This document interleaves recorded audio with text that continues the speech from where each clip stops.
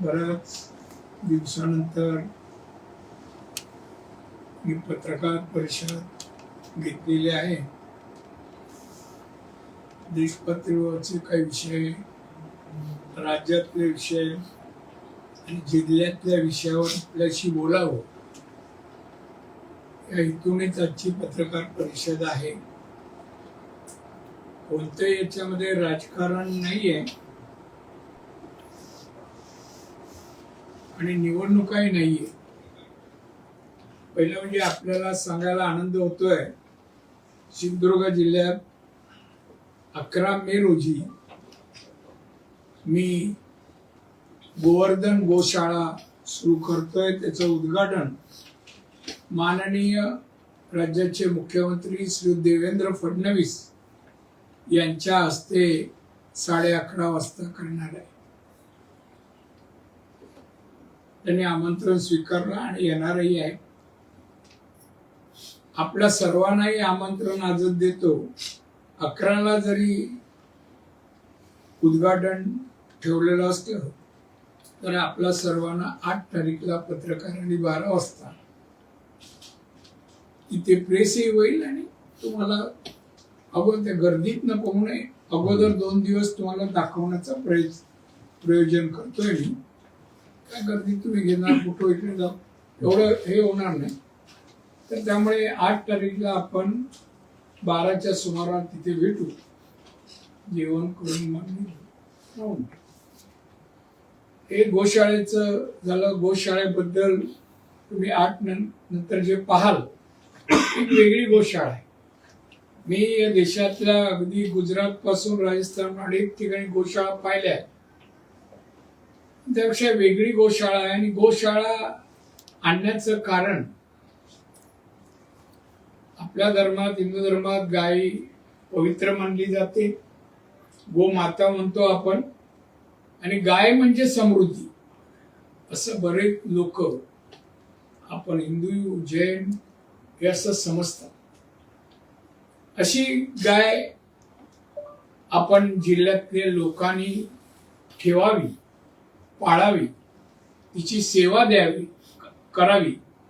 म्हणजे समृद्धीचा मार्ग या जिल्ह्याचा आपल्या दिशेने येईल. या हेतूनेच मी हे सगळं करतोय. नफा तोटा किंवा धंद्यासाठी हे नाहीये. गोशाळेमध्ये या देशातील गायीच्या प्रमुख जाती आहेत. गीर गायीपासून अनेक जाती आहेत. या दूध अगदी 20-22 लिटर, 18 लिटर असं देणाऱ्या गायी आहेत. देखण्या गायी आहेत. लातूरची देवणी ही अतिशय देखणी गाय पण त्याच्यामध्ये आहे. गायी 80% आलेल्या आहेत. जवळपास आता गिरगाई 80च्या जवळपास आल्या आहेत. अजून 20 येतील.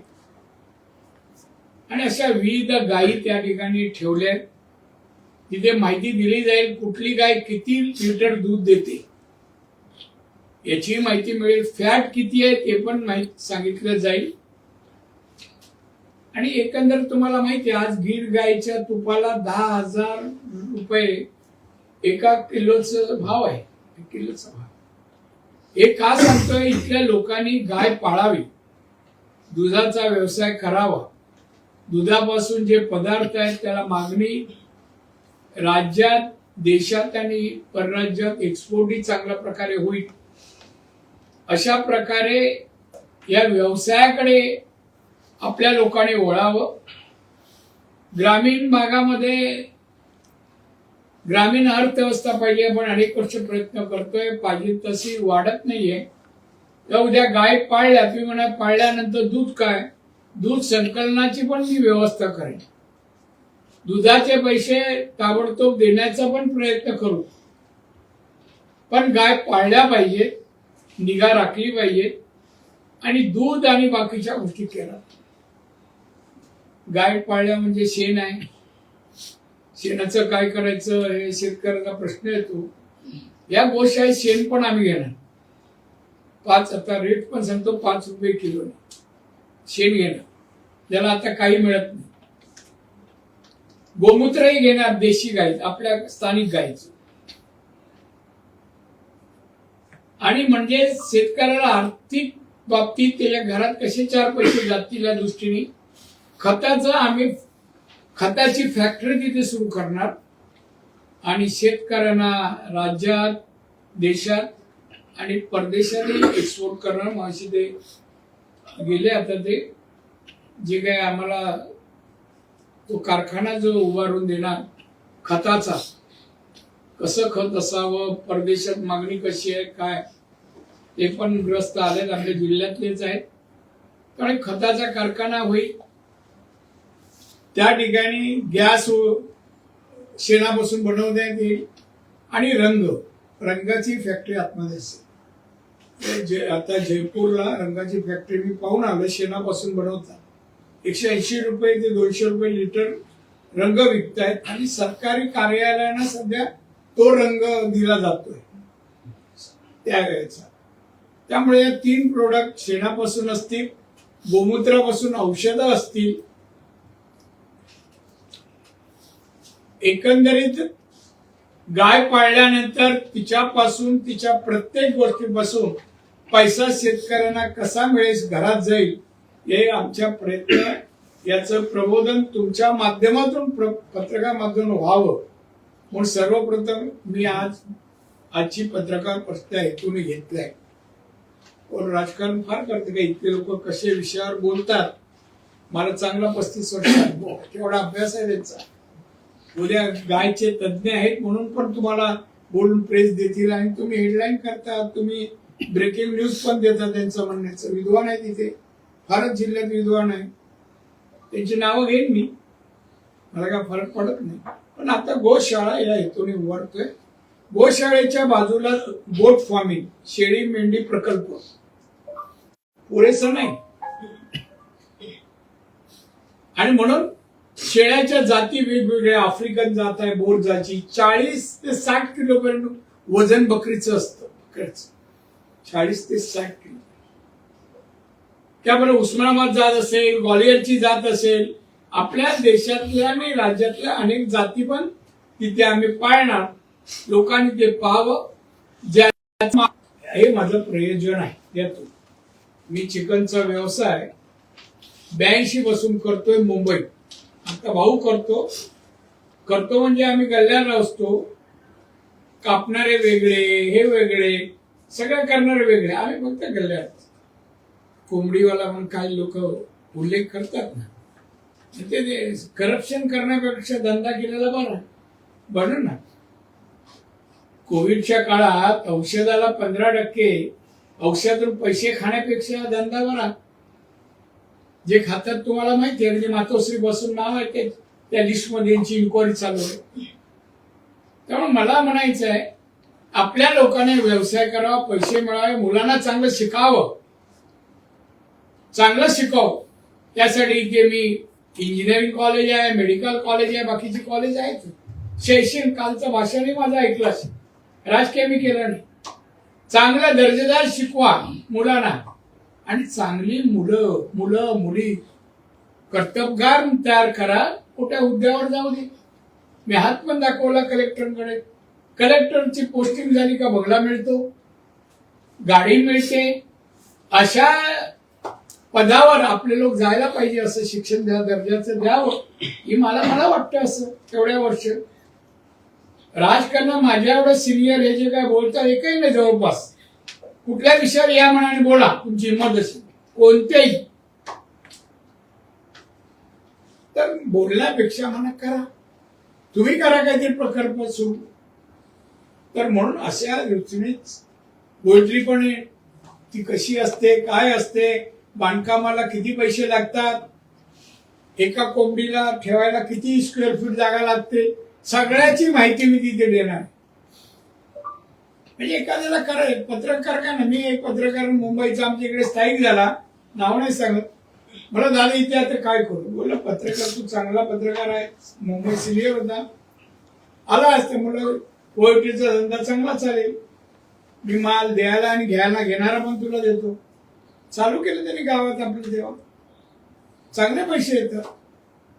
82ला मी चिकनचा व्यवसाय मुंबईत सुरू केला. 82 त्यावेळेला दुकान चांगलं पॉश दुकान व्यवस्थित, त्यावेळेला मला 64,000 रुपये नेट यायचे खर्च जाऊन. कसा पहिले उदाहरण का सांगतोय, पैसा आहे त्याचे 64,000. आणि तेव्हापासून आजही म्हणजे भाऊ करतो 3 नंबरचा मुंबईत. तर त्यामुळे आपल्या लोकांनी ह्या अशा व्यवसायात यावं आणि करावं. मोठे धंदे सगळेच करा, सगळ्यांनी हॉटेल टाका, आनंद आहे मला. सगळ्यांचे वाळू धंदा करा, पण पकडलं तर राहू नका. माझी इच्छा आहे, प्रामाणिक करा, काय जे काय असेल ते. पैसा मिळवा, मुलांना शिकवा, चांगले आहार द्या. काल त्या कॉलेजची मुलं माझ्या समोर बसली होती, उल्लेख केला ना, काय शरीर असते. मी 15-20 जण असे बसले होते. बघा हे तरुण आमचे युथ, का आहार नाही तशी, आहार नाही. आहार केव्हा येतात, पैसा असेल तेव्हा. हे चेष्टेचा विषय नाहीये. असणार मुलांना सशक्त मुलं झाली, बुद्धिमत्ताही चालते, ब्रेनही काम करतो, रक्तपुरवठा चांगला होतो. मुलांना अन्न मिळालं, कपडे मिळाले, उत्साहाने शिक्षणही घेतात. आणि म्हणून त्या माध्यमातून मी बोलतोय की मिळालं पाहिजे, केलं पाहिजे. एका दिवसात सिंधुदुर्ग समृद्ध नाही होणार, प्रत्येक माणसाने योगदान द्यायला पाहिजे, योगदान. आणि म्हणून असा व्यवसाय लोकांना शिकवण्यासाठी म्हणून मी ते केलंय. आता तिथे पण तुम्हाला दिसतील नोकर, आपल्याकडे सगळे साफसफाई नोकर मिळत नाही. आपण गाय पवित्र असते, म्हणजे शेणात हात घालायची. आपण शिकल्या 10वी 12वी झालो तरी लाज वाटते की कमी पण वाटशील. पूर्वी तर आपली घरच शेणाने सारवायची आणि त्याचं झोपणं बसणं त्याच्यातच होतं. पण आताच्या पिढीला ते वाटतं मला काही भाष्य देवर करायचं. पण तिकडे बघा, नेपाळवरून पण लोक येऊन काम करतात. तिकडे रोजीरोटी नाही, त्यांना हौस नाही एवढे लांब यायची. मुलांना घेऊन आली त्यांची कामं करतात.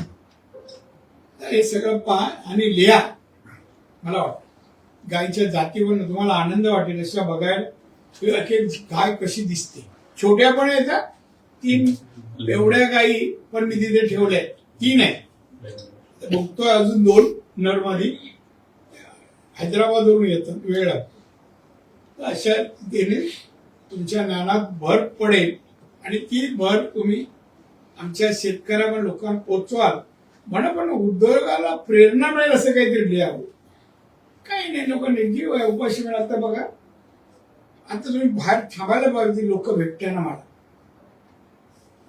एक मुलगी आणि तिची आई आहे. 1600 rupees on Google Pay for business. नाही काय माफ आहे. मी काय करू बोलणं, आमच्या महिला एकच आहे, हा कसा एवढंच बोल होतं, बाकी काय.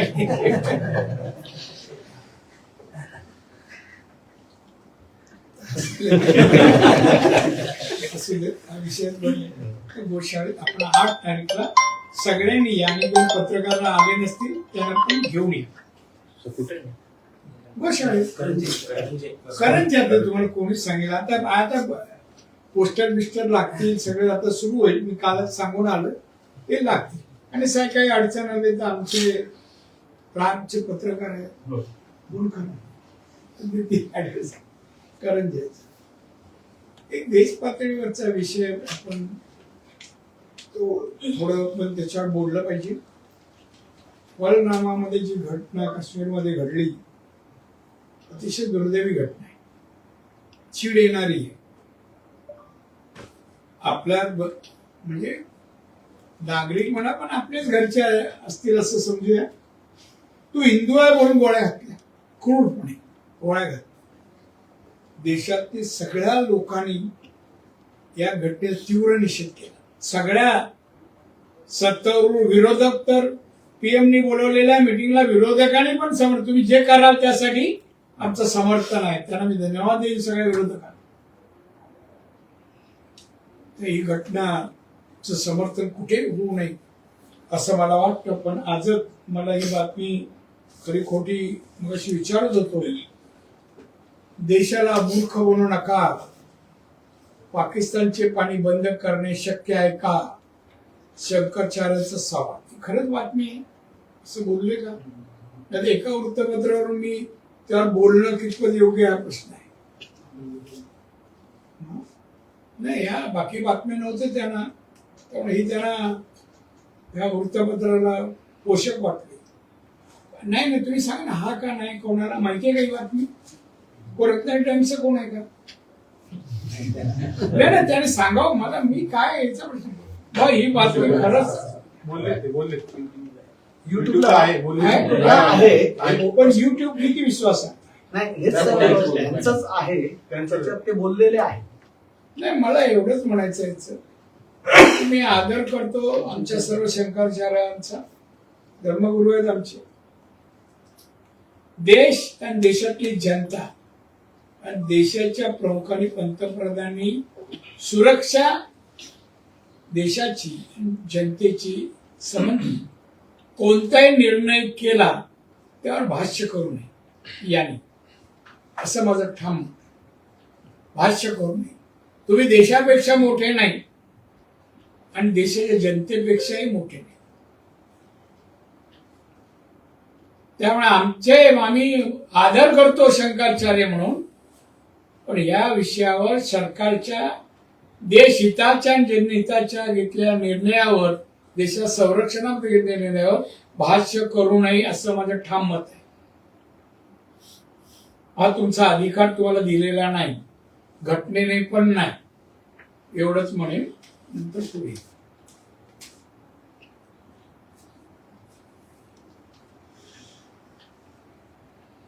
तुम्हाला सर्वांना धन्यवाद देईन.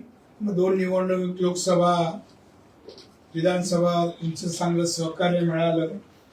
बाजूने विरोधात बातम्या दिल्या, पोषक ठरलाय आम्हाला. हसत नाही ठरलाय. धन्यवाद. काय मला काही बनायचं. धन्यवाद. मी तर म्हणेन याच तुमच्या कृतीमुळे आम्ही निवडून आलो. मी निवडून आलो, निलेश आला, नितेश आला की सरकार आले. धन्यवाद. सरकार आमचं आहे. राज्याचे मुख्यमंत्री आमचे देवेंद्र फडणवीस आहेत आणि 2 उपमुख्यमंत्री अजित पवार आणि सन्माननीय आमचे एकनाथजी शिंदे आहेत. राज्याचा सर्वांगीण विकास व्हावा प्रयत्नाने ते काम त्यांनी सुरू केलंय आणि त्यामुळे जिल्ह्यातही तशा प्रकारे त्याचा विकास तसा गतीने चालावा आम्ही प्रयत्न करतोय. जास्तीत जास्त सर्व मार्गाने निधी आणण्याचा, पैसे आणणे. ज्या विविध योजना राज्याच्या त्या सगळ्याच आमच्या जिल्ह्यात आणि रत्नागिरीत राबवल्या जाव्यात हे आमचे प्रयत्न आहे. उद्योगधंद्याबद्दलही आहे. इंडस्ट्री यावी मोठा प्रयत्न मी करतोय. दोडामार्गला जागा आहे, मुद्दामून 1000-1200 एकर जागा आणि मी रोड पद्धतीवर नेऊन सोडलाय. मी तिथे यावी, अदानींबरोबर माझी एक मीटिंग नजीकच्या काळात होईल. आपले रत्नागिरीला जरी पोर्ट बांधला काय ना, जिंदालशी पण माझी मीटिंग या 8 दिवसात होईल. तिथे 500 पेक्षा जास्त कारखाने आणतील आणि 1 लाखापेक्षा जवळपास रोजगार उपलब्ध होतील अशांना मी ती जागा देणार आणि त्यासाठी माझी बोलणी सुरू आहे. एकंदरीत मला इतकी बेकारी घालवायची आहे. आता गरीब एवढे राहिले तसं मला वाटत नाही. आपल्या जिल्ह्यात पर कॅपिटल इन्कम आपला 2.5 लाखाच्या दरम्यान गेला. आपण विदर्भातील नागपूर सोडून कुठल्याही जिल्ह्यापेक्षा पुढे आहोत आणि मराठवाड्यात. आणि माझं टार्गेट आहे लवकरात 3 ते 3.5 लाखापर्यंत आपल्या जिल्ह्याचं पर कॅपिटल इन्कम जावं. लोकांना मी म्हणतोय काम करा, व्यवसाय करा आणि आपण जे उत्पादन करतो ना त्याचं शेतीतलं क्रॉप म्हणजे पीक त्याचं बाय प्रोडक्ट बनवा आणि विका. मार्केटिंग आहे, चांगला पैसा आहे. त्यामध्ये नंतर बोलले, एवढा विषय नाही. त्यामुळे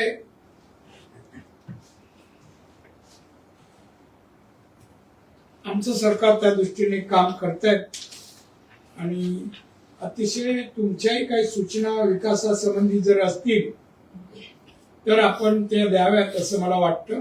कराव्या.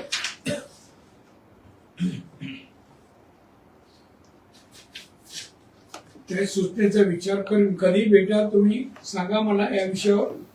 तुमच्या काही सूचना असतील, काही तक्रारी असतील, त्या तक्रारीला मी नोंद घेऊन तक्रार चुकीची आहे म्हणणार नाही, इम्प्लिमेंट करता येईल तेवढं मी करेन. एक इथे बातमी आहे, तरुण भारत. जिल्ह्यातील सत्ता एकाच कुटुंबाकडे आल्याने स्वैरा चहा. कोण बोलतंय?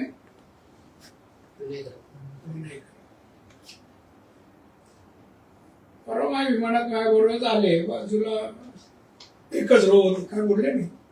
मी बोललो ना, मी लक्षात दिलं नाही. विकृत माणसाकडे मी पागत नाही, आपली नजर खराब होते असं म्हणतात सायंटिस्ट. काय स्वैराचे आम्ही काय केला त्रास? मी, निलेश, नितेश, मुलीला, महिलेला, उद्योजकांना, कोणा पैसे, भ्रष्टाचार एक दाखवा, पदावर राहणार नाही. मला 35 वर्षाला कुठल्या कॉन्ट्रॅक्टर कोणाकडून पैसे, एक उदाहरण, कुठली बदली, कोणाला प्रमोशन, 1 रुपया घेतला कोणी सांगा मला. मी राज्यात मी राजकारणात 59वं वर्ष माझं आहे. मी पदावर अशा लोकप्रतिनिधी म्हणून मी 40 वर्ष आहे नगरसेवकाचं धरलं. पण एकाने सांग, बदली, प्रमोशन, पोस्टिंग आणि कामामध्ये पैसे अशा. आता कोण म्हणताय जे प्रश्न, अहो त्या कुठला प्रकल्प जिथे जमिनी घेताना भ्रष्टाचार, कशात पैसे घेत नाही विनायक राहू? कोण होता, कुठे होता, कुठला व्यवसाय केला, तू पैसे कमवले आणि मला रत्नागिरीला जमिनी घेतल्या, जिल्ह्यात घेतल्या. तोंड बंद करणं, तो नाव घ्यायचं नाही, नाव घ्यायचं नाही, तुला बघायचं पण नाही, बघण्यासारखं काहीच नाही. आमच्याकडे नाही होणार. तुम्ही पण चाप लावू शकता. तुम्ही सांगा दादा तुम्ही असे वागला, सांगा मला कोणाला उपद्रव आहे, जबरदस्ती कोणाची जमिनी घेतल्या काय रे बाबा, जा एक सांगा ना. मी जमिनी मायासाठी घेत नाही, इंजिनिअरिंग कॉलेजसाठी घेतल्या, पैसे देऊन घेतल्या, मेडिकल कॉलेजसाठी, आमच्या वृद्धाश्रमासाठी, सगळ्या विधायक, महिला उद्योगांसाठी, लोकांसाठी आम्ही जाय घेतो, शैक्षणिकासाठी. बाकी आमचे काही जमिनीची काही गरज नाही. आम्ही व्यवसाय करू. आम्ही गोव्याला घेतली, गोव्याला हॉटेल. कोणाला त्रास होईल असं कुठलंही कृत्य अद्याप मी केलं नाहीये, पण त्रास देणारच तुम्हाला बातम्या देतात. तो पण त्याने एक 10 वर्षात इथे आमदार होता. आमदार विधानसभेत बोललेलं काय ऐकलं नाही मी, वाचलेलं एकदा बघितलं मी. निलेशनी पहिल्याच अधिवेशनात जे विचार दिले, बोलला, सगळ्या पत्रकारांनी मुंबईच्या आणि अनेक राजकीय लोकांनी मला फोन आले, विरोधी लोकांनी. हो दादा आम्ही पाहिलंच नव्हतं निलेशला एवढं बोलताना. चांगली शैली आहे, चांगली भाषा शैली आहे, चांगले विषय मांडले. विरोधक सभागृहातले पण मला फोन आले, तू केलंस का रे 10 वर्षात जनहिताचं काम? हे आमच्या जिल्ह्यात काय केलं का? एक इरिगेशनचं, पाटबंधाऱ्याचा कुठला प्रकल्प आणला, पाण्याच्या कुठल्या लाईन आणल्या लोकांपर्यंत? कारण काय ठेवलंच नव्हतं. मी तर पूर्णच केलंय सगळं. सगळ्या जिल्ह्यात येणारे पाटबंधारे सगळे मी आणले, सुरू केले. पाणी टंचाई जिल्ह्यात मी शिल्लक ठेवली नाही, टँकर मुक्त जिल्हा मी केला. पर्यंत पायपण नेवा ती योजना मी मंजूर केली. आणि हे टीका कोणावर करतायत? आता म्हणा गप्प बसा, गप्प बसा. तुम्हाला वाटलं मी धमकी काय लायकीची नाही हो, त्यांना धमकी द्यायला काय करावं. हा वैभव नाही म्हणे, गप्प बसणार. कोंबड्या राजा नेता परिचित काय कोंबड्या हाय आमच्या अजूनही कोंबड्याचा व्यवसाय नाही, कोण विचारत नाही. उद्धवजी ठाकरे मुख्यमंत्री असताना त्यांनी कोकणासाठी सिंधुदुर्गासाठी भर भरून दिले. सांगा 2.5 वर्षाचे मी माहिती आहे. तू जरा यांना 2.5 वर्षाची आलेली विकास कामाला पैसे सांग किती टक्के आले. 2.5% 2.25% पैसे इथे आले. पुरा निधी आला नाही. अनेक योजना जाहीर झाल्या. कमी आतापर्यंत मुख्यमंत्री कुठल्या कमी पैसे आले असतील 10 उद्धव ठाकरे. आता आकडेवारीचा पुढच्या वेळी मी देतो. काढलंय ना तू? हो, काढली. एवढ्या? हो. काय करायचं समजत नाही त्या माणसात. तो काय त्याकडे मागणार? उद्धव ठाकरेला काय कळतं महाराष्ट्राचं राजकारण? शेतीमध्ये काय केलं? शेतकऱ्यांना नवीन काय केलं? शेती उद्योगातून जास्त पैसे मिळावे, मग प्रोसेसिंग सारखे अनेक मार्ग, त्याला लागणारा निधी कधी काय विचार केला? इंडस्ट्री वाढण्यासाठी केला? काय आणलं आमच्याकडे? भरभरून दिलं. तुझ्या घरी दिलं असेल तेव्हा मागची बिल्डिंग झाली आणि बोलवलं उद्योगला. मागे घर झालं ना, पुढच्या उतर मागे तिथे उद्धव ठाकरे जेवून गेला. हा, मासे बिशे खाल्ले म्हणतात. मुंबई जाऊन उलटी झाली. उगाच मला विचार करून पण कानफडत मारीन कधी जाऊन. मी परवा नाही करणार कोणाची. चुकीचं काय ते बोलले तर. उद्धव ठाकरे येईल बघतो कोण. तू काय अडवतो रे? मी ठरवलं ना मी काय करू शकतो महाराष्ट्रात लोकांना माहिती हो ना. मग अनुमोदन दे. मी सांगेन मला या पत्रकार काय चाललंय बाय. तुम्ही पण लिहा काहीतरी असे. काय चिपी विमानतळाचे काम अनेक रखडले, तू केले का? अरे आंदोलन केली. काय झालं? त्या उद्घाटनच्या वेळेला बेइज्जत केली तुमची. काय केलं तुम्ही? बेइज्जत उद्धव समोर. नमस्कार येतोय आम्ही.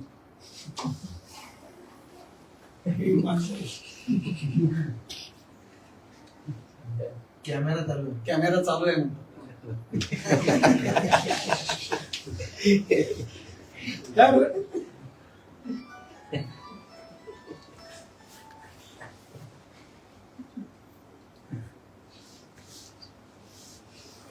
वादळाच्या वेळा किती पैसे दिले आणि किती पोचते हे पण तुम्ही जरा बघा. मी सांगतो एक तरी तुम्ही हे करत असं. त्यामुळे याला मी तोंड बंद करा. आम्ही करतोय 5 वर्ष आणि मग बोला ना नाही केलं आम्ही. मी त्याने आता जो निर्णय घेतला तर उद्धवने घेतला का मच्छीमारांचा? हा, त्याला कुठल्या शेतीला कुठला टॅक्स नाही, तसं मच्छीमारांना टॅक्स नसणार. किती फायदा होणार त्यानं? दिला घेतला का? आता अनेक उपक्रम मच्छीमारांसाठी येत आहेत. तुम्ही काय न करता कशा नाव घेता त्याचं? मी नाव पण नाही घेत. त्यांच्या हाताने काय होणार नाही. मी नाव विसरलो नाही. आणि प्रेस पण मी किती दिवसांनी घेतोय.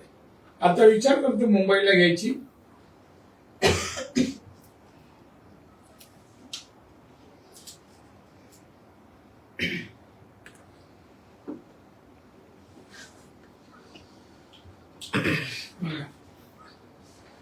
मागच्या बीपीडीसी ड्रग्स वगैरे हे मी आणि नितेशला अगोदर सांगितलं होतं आम्ही काढणार. हा म्हणतो पालकमंत्री असताना हे चाललेलं आहे. पालकमंत्री काल झालं. 2.5 वर्ष तुझा तो ऊब देऊन गेला ना आमच्या खुर्चीवर लायकी नसताना बसलेला उद्धव. तेव्हा का नाही केलं हो? त्या 2.5 वर्षात दिसले नाही का? हे आता आम्हाला दिसले. आमची सत्ता असताना आम्ही सांगितलं, मी एसपी ना बोललो तुम्ही नाही करणार तर मी सगळे अड्डे तोडणार, विकणाऱ्याला सोडणार नाही. मी सांगितलं मीटिंग मध्ये ऑन रेकॉर्डवर. तू केलंस का कधी? बस उगा वजन वाढव, उगा आम्हाला कमी करायला लावू नको. चांगला शब्द प्रयोग आहे. त्याच्यावर जास्त वेळ नाही घेत मी. पण मी तुम्हाला सांगतोय ना, तोंड बंद आणि कर दोघांनी. विनायक काय केलंस रे? काय नाही केलंस? जिल्ह्यातील लोकांना कुठलं कुटुंब, शाळा, बालवाड्या, कॉलेज, रोजगार काय केलं सांगा या लोकांनी. दोघांचे नाव घ्या. त्यामुळे विसरा आता राजकारण. भविष्यात पद यांना मिळणार नाही. रिटायरमेंट घ्यावी. हा, आणि राहायचं असेल तर वृद्धाश्रमात जागा आहे राखून ठेवलंय आम्ही राजकारणी लोकांसाठी. हा, अन्न धान्य सगळं फुकट. हा, कपडा लत्ता पण देतो, थंडीत ब्लँकेट पण देतो मी. अरे बोल ना, देतो ते आपण. हा, येऊन राहावं म्हणा.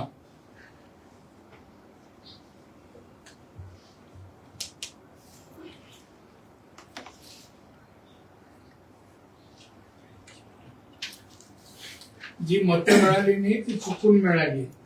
काय 73,000 त्यामुळे जाऊ दे. कधीतरी भेटला का विचारतो त्याला मी. आपण समोर भेटला तर विचारतो. तुम्हाला माहिती आहे आपली सत्ता. हा उलटा बोलला काय तुम्हाला माहिती काय होतं म्हणून.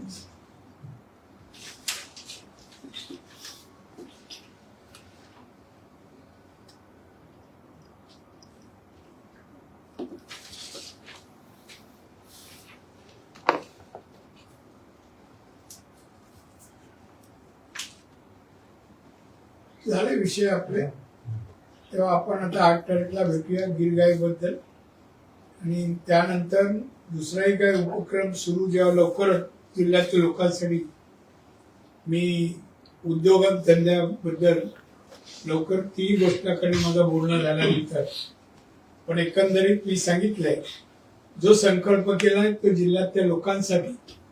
मी मला भोसवायला पद नाही म्हणून इथे आलो नाही जिल्ह्यात. तुमच्याही माहितीसाठी सांगतो. मला पाठवलं आणि मी खारेपडण ओलांडतानाच निर्धार केला की मी जिल्ह्यात येतोय. आज जिल्हा सुखी समृद्ध केल्याशिवाय मी राहणार नाही. 35,000 पर कॅपिटल इन्कम आज 2.5 लाखाच्या घरात आहे. ही छोटी गोष्ट आहे. तुम्ही वाढून बघा तुमचं घरचं उत्पन्न एकदम 1 लाखात वाढतं 50,000 हजारांनी वाढवा. किती कठीण जाईल ते काय नाही कठीण आहे. आणि मग तेवढे पैसे आल्यानंतर एक मुलीला मी इथे कॉलेजला शिकवलं. इंजिनियर झाली. तिचे पैसे माफ केला. आम्ही अशोक चव्हाण दत्ता घेऊन आला तिला. तिथे बसलो होतो त्या ऑफिसमध्ये. मी ऍडमिशन दिलं. इंजिनियर झाली. इंजिनियर झाल्यानंतर पेढे घेऊन ती वडील आणि वडील रडले तिचे. मग त्या मुलीला 6 महिन्याच्या आत नोकरी लागली इंजिनिअरची. 40,000 पगार पहिला मिळाला. 40. आणि तेव्हा पेढे घेऊन आहे. मला सांगा तिची आई मालवणच्या फुटपाथवर भाजी विकायची. तिची आई 40,000 घरात जातील काय आनंद असेल. जेवणाचा प्रकार एखादी भाजी तरी एखादं कडधान्य तरी महिन्यात एखादं मच्छीमार तरी कारण चादर हे घेऊ शकते की नाही महिन्यात. भावंडांना शिकवू शकते. हे परिवर्तन शिक्षणाने आणि ते मी पाहतोय. आता पण तिथे बसलात कळे किती जणांना मी श्रीमंत असं काय नाही. श्रीमंतीच वडिलांच्या ट्रस्ट हेच काम करतो. त्यामुळे तुम्ही पण लिहिताना कोण बोलतो म्हणून बातमी देऊ नको. तुझं काय कार्य सांग ना बाबा. 10 वर्षात केलेलं कार्य सांग. देतो आम्ही. तुम्ही ब्रेकिंग न्यूज द्या पाहिजे. जाहिराती त्याच्या नावाने जाहिरात पैसे मारून घेऊन जा कार्याच्या त्याच्या कार्याचे. खरं सांगते. आणि असले ना असे लोकप्रतिनिधी भविष्यात ईश्वराने या जिल्ह्यात देऊ नये. दंडवते बिंडवते वैष्णनाथ पय आमचे प्रभू हे काहीतरी देणारी माणसं होती. मी माझं म्हणणं नाही देणारी काही ना काहीतरी देऊन गेले लोकांना. हे उपट सिंधू लोकांचं कॉन्ट्रॅक्ट मधून पैसे स्वतःला कॉन्ट्रॅक्ट किती मिळवले विचारावं. त्या कोल्हापूरच्या कंपनीच्या नावावर कंपनी याची कामं हा मिळवली. निकृष्ट जी कामं केली एकही तुम्ही बातमी देत नाही. मी सगळे काढायला लावली आहे त्याची काम. त्या जाऊन इन्स्पेक्शन करायला लावणार मी आणि रिकव्हरी काढणार कॉन्ट्रॅक्टर. पैसे नाही भरले जप्ती पण येते. लक्षात ठेव. मी मागे लागलो दादून राहतो. चांगल्या माणसाच्या नाही. असो तुम्ही आला. जेवायची वेळ झाली आहे. ठीक आहे ना. चहा वगैरे काय देते खायला वगैरे दिलं देतो. ताकद वाढवते. दादा प्रश्न आहे. थांब ना रे बाबा. मी दुकान बंद करतो. बोल चल. उदय सामंत परवा सिंधुदुर्गात होते. यावेळी त्यांनी एक भाष्य केलंय की निलेश राणे सुद्धा वैभव नाईकांना स्वीकारतील. त्यांना मी निमंत्रण देतो पक्षात येण्यात असं त्यांनी एक भाष्य केलं. उदय सामंत माझा ऍडवायझर आणि आमच्या घरचा करताना त्याचा ऐका. पण उत्तर आहे. मी परवानगी दिल्याशिवाय कोणी त्याला किती हो आता हे कधी मी सांग एकनाथ शिंदे याच्याकडे मुख्यमंत्री अहो बाहेर बसलेला असायचा मला घ्या आणि इथे बोर्ड होता निष्ठावान शिवसैनिक. हा इथे नदी आहे ना नदीच्या बाजूला बोर्ड दिसतो.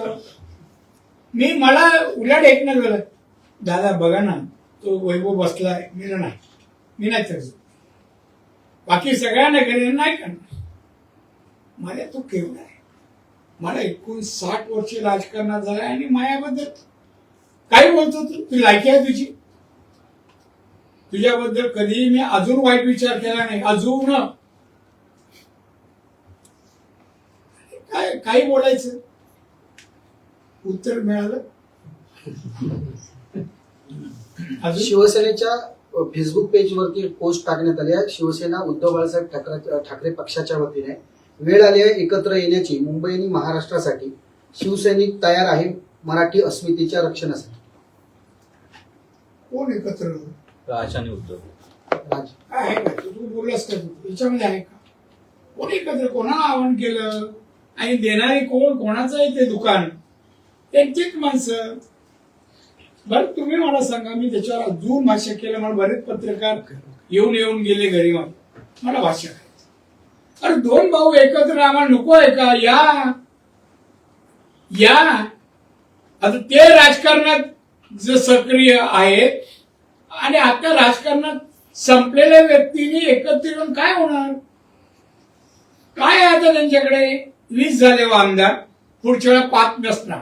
5 नसतील. दुसऱ्यांकडे काहीच नाहीये. ते आमचे मित्र आहेत त्यांच्याबद्दल बोलू शकत नाही. त्यांचे 20 व्हावे आणि यांचे 5 25 बस. गणित आपलं गणित चांगलं आहे. दिलीप वळसे पाटलांनी आंबेगाव येथे जलव्यवस्थापन कृती आराखडा जो होता त्याच्या बैठकीत बोलताना म्हणाले महाराष्ट्रात उद्योगाला जी वीज दिली जाते ती देशात सर्वात महाग वीज आहे. त्यामुळे उद्योजक सुद्धा फार महाराष्ट्रात यायला तयार नाहीत. तर राज्यातले उद्योग दुसऱ्या राज्यात जायचं म्हणत आहे असं दिलीप वळसे पाटील. आपल्याला काय अभ्यास आहे नाही सांगा ना तुम्ही जे विचारता कोण बोलतो म्हणून. तो मंत्री होता काल बरोबर. या राज्यात जरा बाबा त्याला बघू दे. या राज्यात कोळशापासून वीज बनवायला जो खर्च येतो ना त्या खर्चामुळे वीज महाग आहे. आपण कोळशापासून आणि इंधनापासून बनवतो. तर कोळशापासून वीज बनवण्याचा जो खर्च येतो ना त्याच्यामुळे 2, 20, 25 हा रेट याचा आहे बनवायला लागणारा खर्च युनिटला. आणि त्याच्यामुळे ती महाग आहे. खरं म्हणजे मंत्री असताना हे प्रश्न मुख्यमंत्र्यांनी विचारायला पाहिजे. मी मंत्री आहे आमच्या भागात उद्योग आहेत वीज का देतात 4 रुपयांनी विचारायला पाहिजे ना. त्या गप्प बसले. ज्या वेळेला कोळशाचा दर खाली येईल तेव्हा आपणही आणू शकतो. आपल्या बॉर्डरला हा प्रश्न मी होतो मंत्री मला माहिती आहे ते विषय. आणि त्यामुळे लगतच्या राज्यात आपल्यापेक्षा जास्त आहे. आपल्या इकडचे उद्योग जातील असं शेवटचं वाक्य तुझं बरोबर आहे. त्याच्यात वाक्य त्याला म्हणावं आपले उद्योग तिकडे जात नाही. आपल्यासारखं इन्फ्रास्ट्रक्चर मार्केटिंग बाजूच्या राज्यात आणि देशात अन्य ठिकाणी नाही. म्हणा वकील साहेब माझ्याबरोबर बसा. मी फोन करतो त्याला आणि सांगतो जरा आपण दोघं बसलं पाहिजे. माझा चांगला मित्र आहे चांगला उगाच नको ती चुकीची होती. आपल्याकडे इन्फ्रास्ट्रक्चर आहे.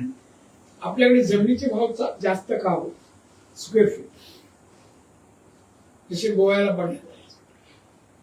गोव्याला 5 कोटी रुपये एकर भाव आहे. जंगल एअरपोर्टच्या बाजू का गोव्याला उद्योग धंदे आहे ना. एक हॉटेल बनलं चालतं कुठे जगातले लोक येतात ग्राहक बाहेरचे आहेत. आपल्या इकडे माल हे जे उद्योग आहेत त्यांचा मार्केटिंग मुंबई सारख्या शहरात होतं. मुंबईच्या जवळपास कारखाने जास्त का मार्केटिंग होतं इथून जगभर. इथे पोर्टची व्यवस्था आहे एअरलाईनची व्यवस्था आहे ट्रेन आहे सगळं इन्फ्रास्ट्रक्चर आहे. तर तुम्ही मला हे सगळ्यांचे विषय घ्या आणि एक दिवशी आपण फक्त प्रश्न करायचा. खरं मला आवडेल हे जरा दुकान बंद करा थोडं वेळ. कळलं तरी पाहिजे आपण प्रश्न विचारला ना. मला असेच एकदा ना मी एका काहीतरी कार्यक्रम थिएटरमध्ये पार्लरला होता. पार्लर ते मंगेशकर कुटुंबाचं नाव आहे ना काहीतरी त्या थिएटर. मी गाडीत उतरलो आणि इंटर करते धावत आली. पत्रकार होती. फ्रेंड साहेब एक उत्तर म्हणलं बाई मला आत्मा जाऊ दे ना. मग नाही साहेब सांगा एकदम आम्हाला विचारायला सांगा. मग विचार इकडे काय एन्ड्रॉन बद्दल प्रश्न विचार. मी बोललो आधी माझा एक प्रश्न एक मी बोललो तू सांग तुला एन्ड्रॉनची काय माहिती आहे. काय माहिती कुठे आहे एन्ड्रॉन कोकण कुठे माहितीये का. मला अभ्यास कर ये मी तुला सांगतो. कारण असं आपली वेळ झाली. आनंद वाटला. कमीत कमी प्रश्न विचारले आणि केसरकर बोलला नाही. धन्यवाद. दादा एक जिल्ह्यातला प्रश्न आहे. ते आता जाऊ दे मला. दादा जिल्ह्याच्या विषयावर आपल्याकडे जर बघितलं तर इथून कत्तलीसाठी राजापूर असेल रत्नागिरी जिल्ह्यात असेल कत्तलीसाठी म्हणजे गुरांना जनावरांना घेऊन जातात. मात्र यासाठी कोंडवाडा नसल्यामुळे म्हणजे सिंधुदुर्ग जिल्ह्यात कुठे मग पोलीस कारवाई करतात आणि परत ते गुरं जे आहेत तुला ते काय म्हणा गुरं गोशाळेत सोडा आम्ही पाडू. गुरं घेणार सगळी. मी आता जाहिरात आता आपली चालू होईल. आता बसतो आम्ही जाहिरात देऊ. जेवढी गुरं सोडतात नाशिक जी कत्तलखान्यात नेमकं ती गुरांना आम्ही पाळतो. आणि तुझं म्हणणं आहे, तो पण होणं आवश्यक आहे. मी कलेक्टरला सांगितलं जागा सरकारी आहे तिथे करा. बोला. शक्तीपीठ महामार्गाच्या संदर्भामध्ये खूप अनेक वाद प्रवाद होत आहेत. एक तर आपल्या जिल्ह्यामध्ये ऑलरेडी बॉम्बे गोवा रस्ता झालेला आहे.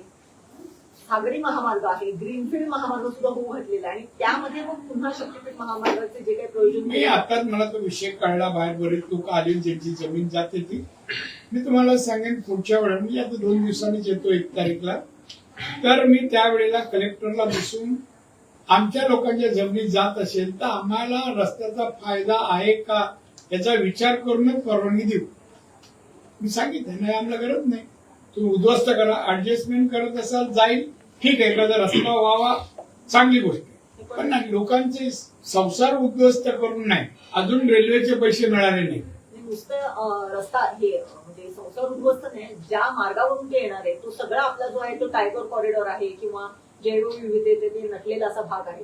तो जर नष्ट होणार असेल तर मी तुम्हाला सांगतो मी जाणून घेईन रूट अधिकाऱ्यांची बैठक कलेक्टर घेणार आणि मला जर ते असं तुम्ही म्हटलं दिसलं तर मी सांगेन आम्हाला